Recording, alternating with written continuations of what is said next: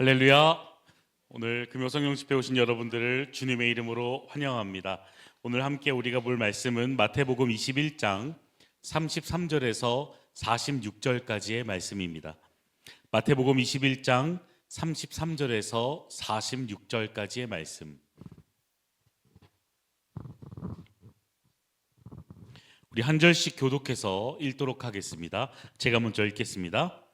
다시 한 비유를 들으라. 한 집 주인이 포도원을 만들어 산 울타리로 두르고 거기에 집자는 틀을 만들고 망대를 짓고 농부들에게 새로 주고 타국에 갔더니 열매 거둘 때가 가까움에 그 열매를 받으려고 자기 종들을 농부들에게 보내니 농부들이 종들을 잡아 하나는 심히 때리고 하나는 죽이고 하나는 돌로 쳤거늘 다시 다른 종들을 처음보다 많이 보내니 그들에게도 그렇게 하였는지라. 후에 자기 아들을 보내며 이르되 그들이 내 아들은 존대하리라 하였더니 농부들이 그 아들을 보고 서로 말하되 이는 상속자니 다 죽이고 그의 유산을 차지하자 하고 이에 잡아 포도원 밖에 내쫓아 죽였느니라. 그러면 포도원 주인이 올 때에 그 농부들을 어떻게 하겠느냐? 그들이 말하되 그 악한 자들을 진멸하고 포도원은 제때에 열매를 바칠 만한 다른 농부들에게 새로 줄지니이다. 너희가 성경의 건축자들의 버린 돌이 모퉁이의 머릿돌이 되었나니 이것은 주로 말미암아 된 것이요 우리 눈에 기이하도다 함을 읽어본 일이 없느냐. 그러므로 내가 너희에게 이르노니 하나님의 나라를 너희는 빼앗기고 그 나라의 열매 맺는 백성이 받으리라. 이들 위에 떨어지는 자는 깨지겠고 이 돌이 사람 위에 떨어지면 그를 가루로 만들어 흩으리라 하시니 대제사장들과 바리새인들이 예수의 비유를 듣고 자기들을 가리켜 말씀하신 줄을 알고 다 같이 읽겠습니다. 잡고자 하나 무리를 무서워하니 이는 그들이 예수를 선지자로 알미었더라. 아멘. 오늘 우리가 함께 읽은 이 마태복음 말씀은 예수님께서 하신 포도원 농부의 비유를 설명하고 있습니다. 예수님께서 우리 가운데 많은 비유 가운데에서도 이 비유는 특별히 무게가 있는 비유라고 할 수 있습니다. 왜냐하면 이 비유는 단순한 교훈 이야기가 아니라 하나님의 구속 역사 전체를 보여주고 있는 비유이기 때문입니다. 이 비유 속에서는 하나님이 어떤 분이신지, 인간이 어떤 존재인지, 그리고 하나님이 예수 그리스도를 통해 어떻게 구원의 길을 여셨는지를 보여주고 있습니다. 그래서 이 비유는 단순한 농부의 이야기라고 할 수 없습니다.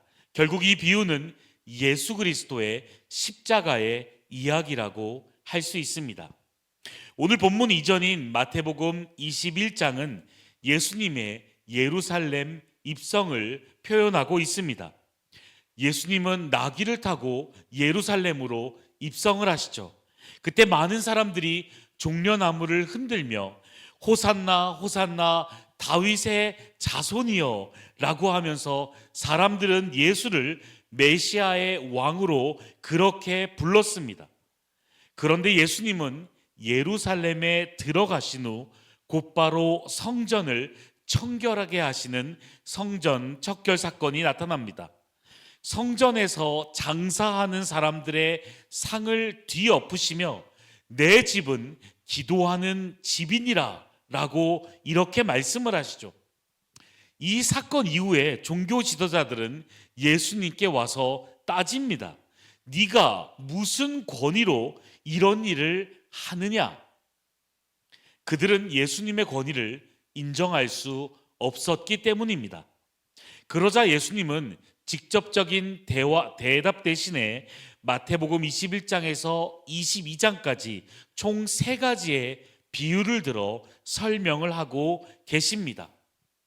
두 아들의 비유, 포도원 농부의 비유, 혼인잔치의 비유. 이 3비유는 공통된 메시지를 가지고 있습니다. 하나님이 보내신 아들을, 하나님이 보내신 사람을 인간이 거절한다라는 그러한 내용입니다. 그리고 그 절정이 바로 오늘 본문 포도원 농부의 비유라고 할 수 있습니다. 사랑하는 여러분, 오늘 포도원 농부의 비유는 결국 한 가지 질문을 던집니다. 바로 오늘 설교의 제목과 같이 포도원의 주인은 누구인가? 라는 것입니다. 바로 내 인생의 주인은 누구인가? 라고 이렇게 말입니다.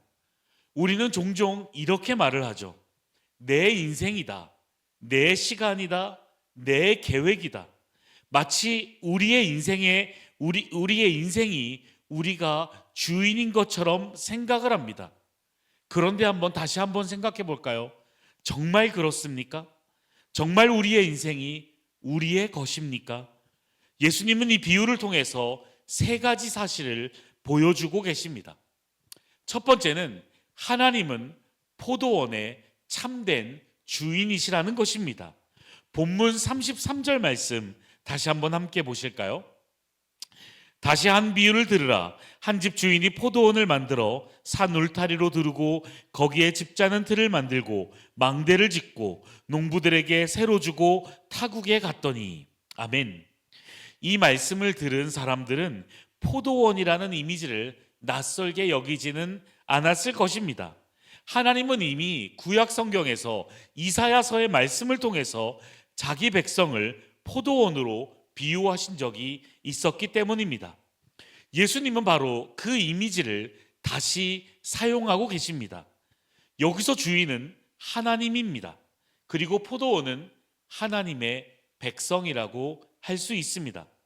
본문을 보면 주인은 포도원을 매우 정성스럽게 준비했습니다. 산 울타리를 두르고 집 짜는 틀을 만들고 그리고 망대를 세웠습니다. 본문을 자세히 보면 주인은 포도원을 아무렇게나 만든 것이 아닙니다. 좋은 땅을 고르고 돌을 제거하고 극상품 포도나무를 심고 망대를 세우고 포도즙 틀을 만들었습니다. 이것은 단순히 농사 준비가 아닙니다. 주인이 얼마나 포도원을 사랑하고 좋은 열매를 맺히기를 기대하는지 알 수가 있습니다. 사랑하는 여러분, 이것이 바로 하나님이 이스라엘에게 하신 일입니다. 하나님은 이스라엘을 애굽으로부터 구원하셨죠. 그리고 광야에서 보호하셨습니다.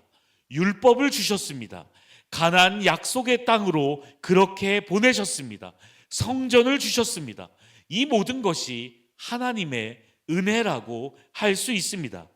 그런데 하나님이 왜 그렇게 하셨습니까?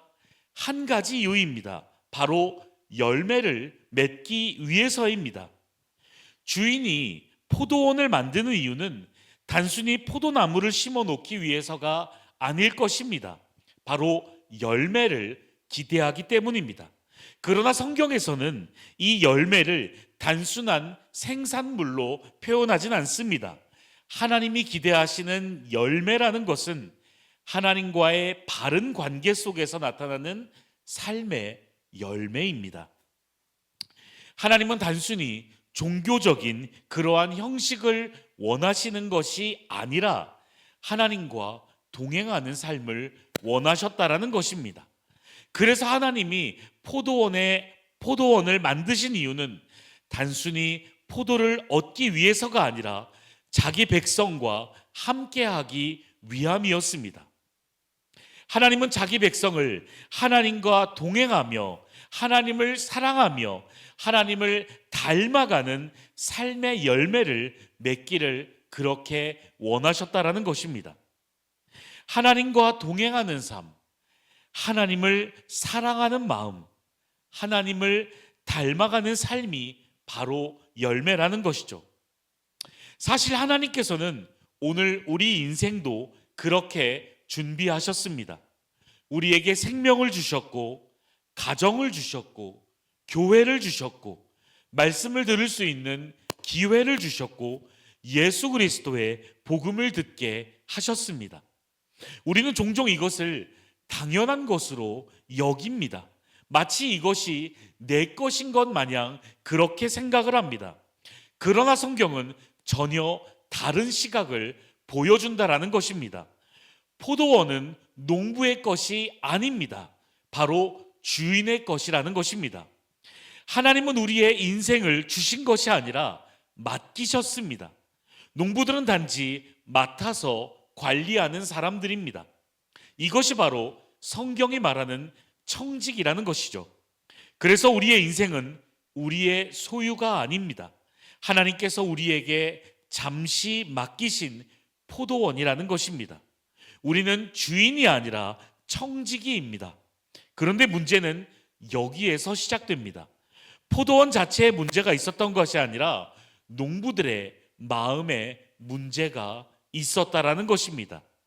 포도원 비유에서 알 수 있는 두 번째, 인간의 죄는 하나님 대신 주인이 되려는 것이라는 겁니다. 34절 말씀 함께 보실까요? 열매 거둘 때가 가까우매 그 열매를 받으려고 자기 종들을 농부들에게 보내니. 아멘. 포도원의 목적은 열매라고 말씀드렸습니다. 그래서 주인이 열매를 요구하는 것은 어쩌면 너무나 당연한 것이죠. 그러나 농부들은 종들을 때리고 죽이고 돌로 쳐서 죽입니다. 이 종들은 구약의 선지자들을 표현하기도 합니다. 하나님은 계속해서 선지자들을 보내시죠. 엘리야와 이사야, 예레미야와 같은 선지자들을 보내셨습니다. 그리고 그들은 계속 외쳤습니다. 하나님께로 돌아오라. 우상을 버려라. 하나님께로 돌아오라. 그러나 사람들은 그들의 말을 듣지 않았습니다. 선지자들을 박해하고 쫓아냈고 심지어 죽이기까지 했습니다. 그럼에도 하나님은 포기하지 않으셨습니다. 본문 36절은 이렇게 말씀을 하죠. 다시 다른 종들을 처음보다 많이 보내니. 하나님은 한 번만 보내신 것이 아닙니다. 두 번도 아닙니다. 하나님은 계속해서 보내셨습니다. 그러나 사람들은 그 말을 듣지 않았습니다. 왜냐하면 이미 자기가 주인이라고 생각했기 때문입니다. 본문 38절 말씀 함께 보실까요? 농부들이 그 아들을 보고 서로 말하되 이는 상속자니 자 죽이고 그의 유산을 차지하자 하고. 아멘. 이 말은 매우 충격적인 말입니다. 이 농부들은 단순히 열매를 내놓기 싫어했던 것이 아니었습니다. 포도원을 자기 것으로 만들려고 했던 것입니다. 이것이 바로 반역입니다. 주인을 제거하고 자기가 주인이 되려고 하는 것입니다. 이 모습은 우리가 창세기에서도 볼 수가 있는데요. 뱀이 하와에게 말하는 장면에서 볼 수가 있습니다. 창세기 3장 5절 말씀 함께 보실까요? 너희가 그것을 먹는 날에는 너희 눈이 밝아져 하나님과 같이 되어 선악을 알 줄 하나님이 아심이니라. 아멘. 이것이 인간 타락의 시작이었습니다. 하나님처럼 되고 싶은 마음, 하나님 없이 살고 싶은 마음, 하나님 대신에 내가 주인이 되려는 마음, 이것이 바로 죄의 본질이라는 것입니다. 그래서 죄는 단순히 나쁜 행동을 뜻하지 않습니다.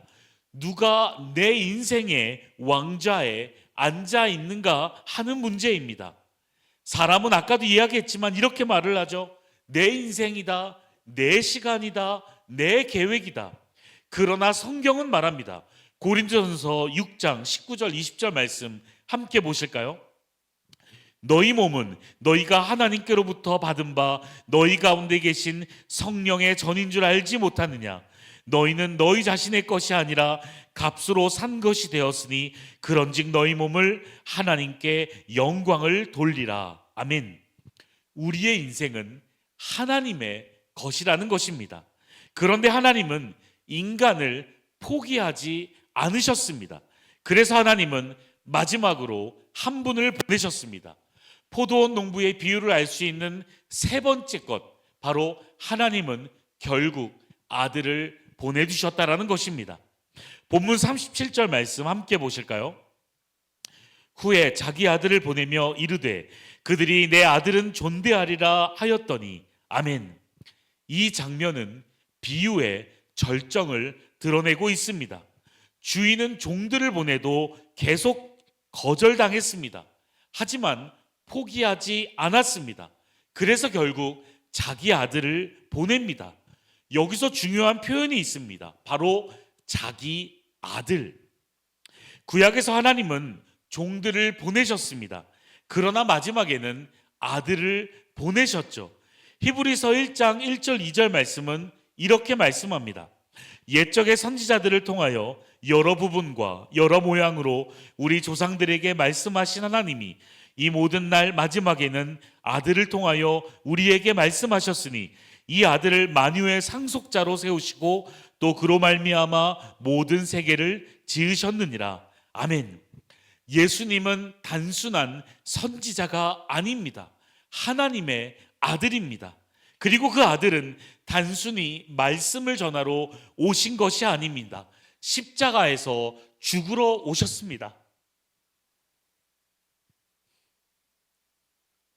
본문 39절을 보면 농부들은 아들을 포도원 밖으로 내쫓아 죽였습니다. 이것은 우연의 표현이 아닙니다. 예수님도 예루살렘 성 밖에서 십자가에 못 박히셨습니다. 히브리서 13장 12절은 이렇게 말씀하죠. 그러므로 예수도 자기 피로써 백성을 거룩하게 하려고 성문 밖에서 고난을 받으셨느니라. 사람들은 예수님을 거절했습니다. 십자가에 못 박았습니다. 그러나 하나님은 그 십자가를 통해 구원의 길을 여셨습니다. 사람의 버린 돌이 모퉁이의 머릿돌이 되었다라는 것입니다. 이것이 바로 복음입니다. 이 비유는 단순히 2000년 전 유대 지도자들의 이야기가 아닙니다. 이 말씀은 오늘날 우리에게도 주시는 말씀입니다. 사랑하는 여러분, 우리 인생의 주인은 누구입니까? 돈입니까? 성공입니까? 아니면 나 자신입니까? 아니면 예수 그리스도입니까? 오늘 하나님은 우리에게도 동일하게 물으십니다. 너는 나의 아들을 어떻게 하겠느냐? 그분을 거절하시겠습니까? 아니면 내 인생의 모퉁이의 머릿돌로 모시겠습니까? 이 시간 조용히 고백하길 원합니다. 주님, 지금까지 제 인생을 제가 주인처럼 살아왔습니다. 그러나 오늘 말씀을 통해 깨닫습니다. 제 인생은 주님이 맡기신 포도원입니다. 주님, 제 삶의 중심에 예수 그리스도를 머릿돌로 세우겠습니다.